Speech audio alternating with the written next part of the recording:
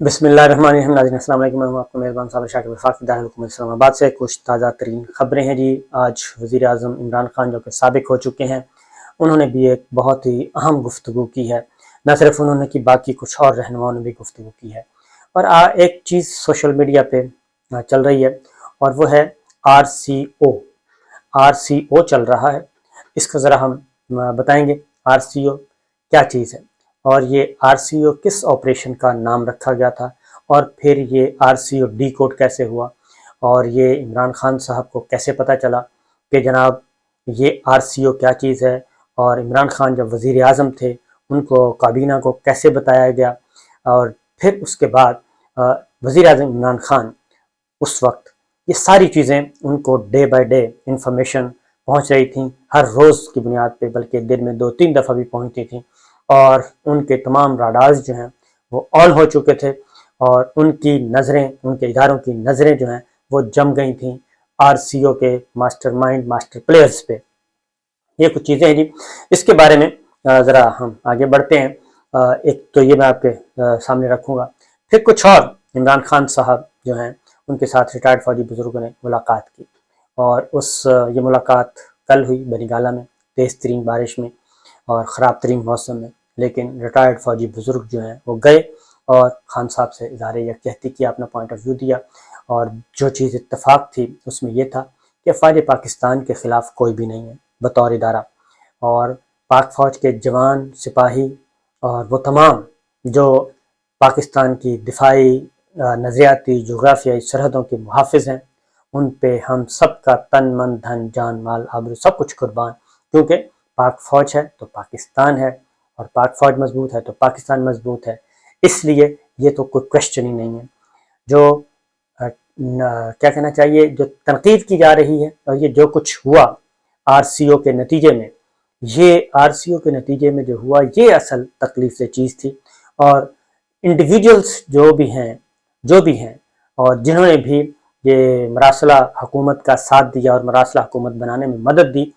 असल उन किरदारों के ख़िलाफ़ जो रिटायर्ड फौजी बुजुर्ग हैं उन्होंने कहा कि असल उन किरदारों को हमने बेनकाब भी करना है और आइंदा ऐसे इंतज़ामात करने हैं हमारे पॉलिटिकल सिस्टम में भी और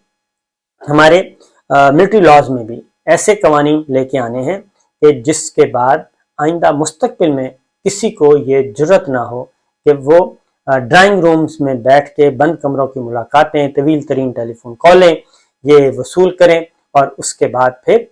जो है एक ऑपरेशन लॉन्च किया जाए और उस ऑपरेशन का नाम रखा जाए RCO। ये चीज़ें वहाँ पे डिस्कस हुई। लेकिन अफसोसनाक बात, एक बार फिर मैं कहूँगा अफसोसनाक पहलू ये है कि जब ये बुजुर्ग जो हैं वो प्रेस क्लब के बाहर आए थे प्रेस कॉन्फ्रेंस करने के लिए और अपनी गुफ्तगू करने के लिए, तो उस वक्त भी उनकी गुफ्तगू को, उनके प्रेस कॉन्फ्रेंस को सबोटाज किया गया था और माइक छीन लिए गए थे, नारेबाजी करवाई गई थी, सब कुछ करवाया गया था। और जब ये बनीगाला में पहुंचे तो वहाँ पे भी कोई 10-12 लोग जो थे उनको वहाँ पे पहुंचाया हुआ था। उस पे बैनर्स पे कुछ नामुनासिब तहरीरें दर्ज थीं। हालांकि वो रिटायर्ड फौजी बुजुर्ग हैं, वो उन्होंने भी फौज में उतना ही सर्व किया हुआ है और वो शरीफ लोग हैं। और वो क्या बात कर रहे हैं, वो यही बात कर रहे हैं कि ये जो RCO है, एक सो कॉल्ड ऑपरेशन किया गया, उस ऑपरेशन के नतीजे में जो पाकिस्तान की बुरी हालत है और जो पाकिस्तान में जो मरासला हुकूमत मुसल्लत की गई है उसको आप सपोर्ट ना करें और पाकिस्तान को सपोर्ट करें। सिर्फ ये बात कर रहे हैं वो, और आम इंतखाबात का मुतालबा कर रहे हैं। इसके अलावा अभी तक कोई सख्त गुफ्तगू अभी भी नहीं की। मुस्तकबिल में वो सख्त गुफ्तगू और सख्त मुतालबात और कुछ ऐसे हक़ाइक़ भी मंजर आम पे लाने का इरादा रखते हैं कि जब वो आएंगे तो शायद ही मुँह छुपाने को जगह मिले, क्योंकि ये सब के सब रिटायर्ड फौजी बुजुर्ग जो हैं इन सब का बहुत एहतराम है और ये बात जहन में रखनी चाहिए। बहरहाल एक तो जी खान साहब ने कुछ गुफ्तगू की, उन्होंने कहा जी कि न्यूट्रल को उन्होंने पैगाम भेजा था और न्यूट्रल को उन्होंने कहा था कि आप ऐसा ना करें और आप ऐसा ना करें, बल्कि अगर ऐसा किया तो पाकिस्तान की जो मईशत है, इकोनॉमी है, वो जो टेक ऑफ कर चुकी है वो क्रैश कर जाएगी और इसका नुकसान पाकिस्तान को होगा, हमें कम होगा। ये बातें कहीं गई, बताई गई اور جن لوگوں کو لانے کی کوشش کی جا رہی ہے ان لوگوں نے ہی 30 سالوں میں پاکستان کا بٹھا بٹھایا ہے اور پاکستان کو اس حالت میں پہنچایا ہے، اس لیے نیوٹرل تک پہنچایا گیا تھا۔ لیکن انہوں نے کہا کہ بات یہ ہے کہ جو اب تو نیوٹرل کا جو ہے وہ گیئر ہی نکل گیا ہے، اور پھر ایک اور بات بھی کی خاص طور پہ اپنی تقریر کے اختتام پہ، انہوں نے کہا کہ گھر پہ ڈاکہ ڈالا جائے اور چوکی دار نیوٹرل ہو جائے تو اس کے بعد اس گھر کا کیا حال ہوگا اور ڈاکو اس گھر کا کیا حال کریں گے وہ بتانے کے قابل نہیں ہے۔ پھر یہ بھی ہوا جی کہ خرم دستگیر کا جو بیان ہے وہ بن گیا ہے، خرم دستگیر کا بیان ان کی میڈیا میں جو گفتگو ہے ٹاک شو میں وہ بن گئی ہے وبال جان، اور ان کے گلے کی مصیبت، گلے کی ہڈی بن گئی ہے، نہ اگلی جا رہی ہے نہ نکلی جا رہی ہے، کیونکہ خرم دستگیر صاحب میں نے آپ کو بتایا تھا انتہائی ذمہ دار، انہوں نے تو سارے کا سارا پلان ہی آؤٹ کر دیا، اور وہ پلان RCO یعنی کہ یہ سب کچھ کیوں کیا گیا، یہ سارے کا سارا پلان آؤٹ ہو گیا۔ اور اس کے بعد خان صاحب نے، پرائم منسٹر سابق عمران خان صاحب نے ایک بات کی ہے، انہوں نے کہا کہ بار بار جنرل فیض کو آرمی چیف بنانے کی بات کی جاتی ہے کہ آرمی چیف بنانا چاہتا تھا، انہوں نے اللہ کو حاضر و ناظر جان کر کہا کہ میں نے کبھی سوچا ہی نہیں تھا کہ کس کو آرمی چیف بنانا ہے، وہ جب ٹائم آنا تھا نومبر 2022 تو تب فیصلہ ہونا تھا اور میرٹ پہ فیصلہ ہونا تھا، جو اس وقت سوٹیبل پرسن اویلیبل ہوتا اس کو لگایا جاتا۔ پھر انہوں نے چند سوالات اٹھائے کہ اس کا مطلب یہ ہے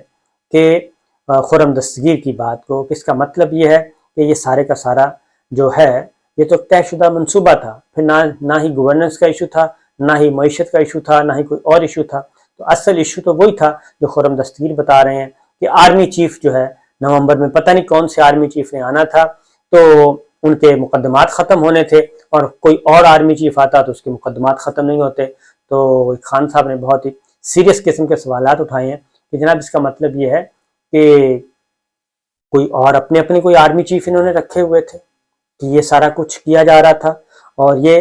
بہت بڑا الزام ہے، کہیں بڑی سازش جو ہے خرم دستگیر صاحب نے اس کی طرف نشاندہی نہیں کی، بلکہ اس کو کھول کے رکھ دیا ہے اس سازش کو، کہ جو انہوں نے گفتگو کی ہے کہ اصل مسئلہ تھا کہ نومبر میں امپورٹنٹ پوسٹنگ ہونی تھی، تو پھر احتساب عدالتیں 100 احتساب عدالتوں نے آنا تھا، اور یہ تو سارے کا سارا جو ہے اگلا 5 سال 10 سال حکمرانی ہونی تھی عمران خان صاحب کی، اور ہم سب نے جو ہے وہ ڈسکوالیفائی ہو جانا تھا۔ تو خان صاحب نے 3-4 سوالات اس پہ اٹھا دیے ہیں، اور دوسرا یہ بھی انہوں نے کہا کہ اللہ کا گواہ بنا کر، اللہ کو گواہ بنا کر انہوں نے کہا۔ پھر انہوں نے ایک اور بات بھی کی ہے، باتیں ساری امپورٹنٹ ہیں، شوکت ترین صاحب نے بھی باتیں کی ہیں، اور اسد عمر صاحب نے بھی کی ہیں، فواد چودھری صاحب نے بھی کی ہیں، اور خاص طور پہ تو یہ ساری گفتگو جو ہے اس میں ایک اور چیز سامنے آئی ہے کہ رجیم چینج آپریشن، RCO کیا ہے؟ رجیم چینج آپریشن، یہ کوڈ نیم تھا جی، اور RCO بولا جاتا تھا، اور یہ کچھ دن تو پتہ نہیں چلا، لیکن اس کے بعد جب آہستہ آہستہ چیزیں منظر عام پہ آئیں تو RCO انٹیلیجنس بیورو نے وزیر اعظم عمران خان صاحب کے زیر نگرانی جو انٹیلیجنس بیورو تھا IB اس وقت، انہوں نے یہ RCO جو ڈی کوڈ کر لیا تھا، اور ڈی کوڈ کرنے کے بعد جب پتہ چلا کہ RCO مین رجیم چینج آپریشن ہے، تو اس کا مطلب ہے کہ معاملات عمران خان صاحب اس وقت کے وزیر اعظم ان کے علم میں آنا شروع ہو گئے، اور اس کے بعد IB نے بھی اس پہ کافی کام کیا، اور IB نے سارے کا سارا جو RCO کے RCO کی ٹریل تلاش کرنا شروع کر دی تھی، اور پھر پرائم منسٹر کو لمحہ بلمحہ بلکہ دن میں 3-4 دفعہ بھی وربلی بتایا جاتا تھا کہ اب یہ ڈیولپمنٹ ہے، اب یہ ڈیولپمنٹ ہے۔ اس کے اکارڈنگلی خان صاحب کیا کرتے تھے، خان صاحب یہ ساری ایکٹیویٹیز کی جب رپورٹ آتی تھی ان کو تو وہ بات کرتے تھے نیوٹرل مین جنرل صاحب سے وہ بات کرتے تھے، اور جنرل صاحب کو بتاتے تھے، شوکت ترین صاحب کو بھی بھیجا جاتا تھا، اسد عمر صاحب بھی جاتے تھے، پرویز خٹک صاحب بھی تھے، شیخ رشید صاحب بھی تھے، فواد چودھری صاحب بھی تھے، یہ سب کے سب ظاہر ہے رابطے ہوتے ہیں، یہ کوئی ایسی میں بات کر رہا کہ کوئی سیکرٹ رابطے نہیں، یہ جو انگیجمنٹس ہوتی ہیں اسٹیٹ لیول پہ امپورٹنٹ جو کیبنٹ ممبرز ہیں ان کی ملٹری لیڈرشپ کے ساتھ انگیجمنٹس ہوتی ہیں، آپس میں باتیں ہوتی ہیں، ایشوز ڈسکس کیے جاتے ہیں، تو یہ ساری چیزیں ہو رہی تھیں، لیکن خان صاحب یہ کہتے ہیں کہ ان کے پاس جو ان کو رسپانس ملتا تھا وہ یہ کہا جاتا تھا کہ جی ہم نیوٹرل ہیں تو ہم اس معاملے میں نہیں آئیں گے، لیکن پھر یہ ہوا کہ کچھ یہ آر سی او جب فائنل کیا گیا تو اس سے پہلے ایک تو مین تبدیلی ہوئی، اس کے بعد پھر کچھ کیا کہنا چاہیے لاہور میں ایک تبدیلی کی گئی ہے، اسلام آباد میں کی گئی ہے، کراچی میں کی گئی، تو یہاں پہ بھی کچھ امپورٹنٹ پوسٹنگ ٹرانسفرز ہوئے تھے اور اس کے بعد پھر یہ اس پہ امپلیمنٹ ہونا شروع ہوا تھا۔ تو یہ ساری جو چیزیں ہیں یہ ساری ایسا نہیں ہے کہ عمران خان صاحب کے علم میں نہیں تھا۔ عمران خان صاحب کہتے ہیں کہ مجھے بتایا جاتا تھا کہ جی شہباز شریف وزیر اعظم ہوں گے اور حمزہ شہباز وزیر اعلیٰ ہوں گے، تو وہ کہتے ہیں کہ میرے ذہن و گمان بھی نہیں ہوتا تھا کہ ایک ایسا آدمی یعنی کہ پوری اسمبلی میں پوری اپوزیشن میں کیا شہباز شریف صاحب ہی ملے ہیں ان کو کہ ان کو وزیر اعظم، تو وہ کہتے تھے کہ میں کہتا تھا کہ نہیں ایسا نہیں ہو سکتا، یہ پاسبل نہیں ہے کہ شہباز شریف کو وزیر اعظم بنایا جائے گا اور جس پہ مقدمات ہیں اور نواز شریف اور مریم بی بی کے ساتھ یہ صلح کی جائے گی، جو کھلم کھلا دھمکیاں دے چکے ہیں، جو اداروں کو برباد کر چکے ہیں، اور خاص طور پہ جو منی لانڈرنگ کے کیسز ہیں، دوسرے کیسز ہیں، اور بلیک اینڈ وائٹ میں یہ جو شہباز شریف صاحب، حمزہ شہباز، سلمان شہباز، ان کا جو منی لانڈرنگ کا یہ تو بلیک اینڈ وائٹ میں کیس ہے، اس میں تو کوئی ہے ہی نہیں، کوئی کسی چیز کی ضرورت ہی نہیں ہے کیونکہ اس میں ساری منی ٹریل موجود ہے، بینک اکاؤنٹس موجود ہیں اور اربوں روپے کی منی لانڈرنگ ثابت شدہ ہے، اور ایف آئی اے نے بڑا فٹ کیس بنا کے وہ فائل کیا ہوا ہے۔ لیکن ظاہر ہے اسی دوران ان کی ضمانت جو ہے عبوری ضمانت وہ ایکسٹینڈ ہو رہی تھی، اور پھر ان کا یہ بھی ساتھ ساتھ ان کا یہ بھی چل رہا تھا کہ فرد جرم عائد نہیں ہو رہی تھی، تو یہ ساری چیزیں جو ہیں وہ جا رہی تھیں۔ تو وہ کہتے ہیں کہ میں اتنا کانفیڈنٹ تھا کہ میں اسی لیے کہتا تھا کہ شہباز شریف صاحب کی جو شیروانی ہے وہ نہیں ہو سکے گی، لیکن جب یہ سب کچھ ہوا اور پھر ادھر سے آ گیا مراسلہ، اور مراسلے کے بعد تو ہر چیز کھل کر سامنے آ گئی، تو اس وقت کہتے ہیں مجھے پتہ چلا کہ یہ ایک پاکستان کے ساتھ ہے ظلم ہوا ہے، ہمارے ساتھ نہیں پاکستان کے ساتھ، اور پھر وقت نے ثابت کیا کہ جو اب تک ہو رہا ہے پاکستان کے ساتھ واقعتاً پاکستان کے 22-24 کروڑ عوام کے ساتھ واقعتاً ظلم ہو رہا ہے، اور جس طریقے سے معیشت کا بیڑا غرق ہوا ہے، مہنگائی آسمانوں تک پہنچ چکی ہے، لیکن کسی چیز کی فکر نہیں ہے، اصل چیز کی فکر ہے کہ وہ جو ایک N R O grand bumper N R O لیا گیا ہے اس پہ عمل درآمد ہو رہا ہے، اس سمت میں تو کوئی رکاوٹ نہیں ہے، لیکن عوام کو ریلیف دینے میں رکاوٹ ہے۔ ایک اور چیز بھی خان صاحب نے کہی،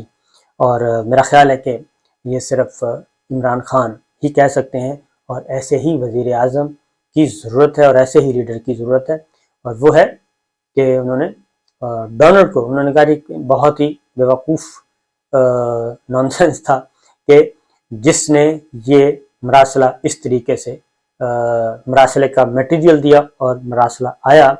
اور مراسلہ بھجوایا، تو انہوں نے کہا کہ آج کے بعد وہ کہتے ہیں کہ شاید ہی یہ دوبارہ مراسلہ آئے، یہ مراسلے کی ریت تو یہ ختم ہو گئی اور یہ آخری مراسلہ تھا جو ہم نے وصول کیا۔ تو یہ ساری چیزیں جو ہیں یہ سب کی سب موجود ہیں، اور پھر اصل جو چیز ہے وہ ہے کہ رجیم چینج آپریشن RCO یہ ابھی تک کمپلیٹ نہیں ہوا، بلکہ یہ ہو گیا ہے فلاپ اور ناکام ہو گیا ہے بڑے برے طریقے سے۔ کیسے ناکام ہوا یہ انشاءاللہ اگلی ویڈیو میں آپ کو بتائیں گے۔ اجازت دیجیے، اللہ حافظ۔